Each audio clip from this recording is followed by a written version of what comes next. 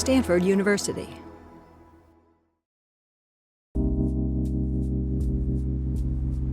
In the last 10 years, more than 30 men in Dallas County have been freed or cleared of wrongful conviction. Freedom Fighters is a feature-length documentary film that follows a group of exonerated men that live in Dallas, Texas. And these guys all spent between 13 and 27 years in prison for something they didn't do. And then when they got out a few years ago, they decided to kind of get together and form a sort of amateur investigation team where they would look into cases, kind of like theirs, cases where someone's behind bars for something they maybe didn't do. The fact that you've been with these people that have claimed their innocence all these years, this gives us the opportunity to take an honest look at it.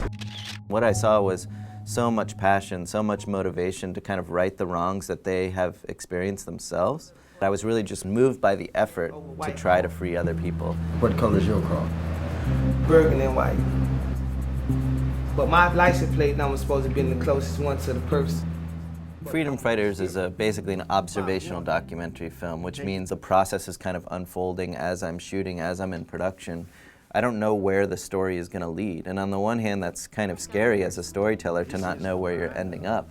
But on the other hand, it's pretty exhilarating and exciting, and it's one of the main reasons why I like being a documentary filmmaker, is you really have to adapt and evolve your storytelling to what's actually happening. And real life ends up being a lot more interesting than something you could kind of dream up in your head. They robbed us out of our life, 26 years of my life.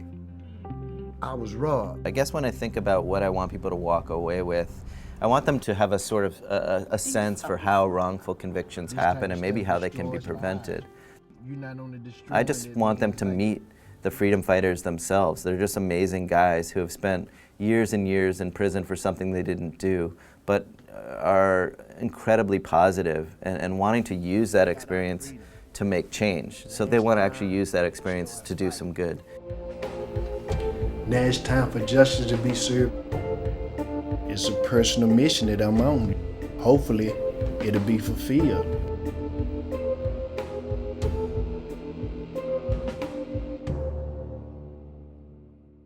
For more, please visit us at stanford.edu.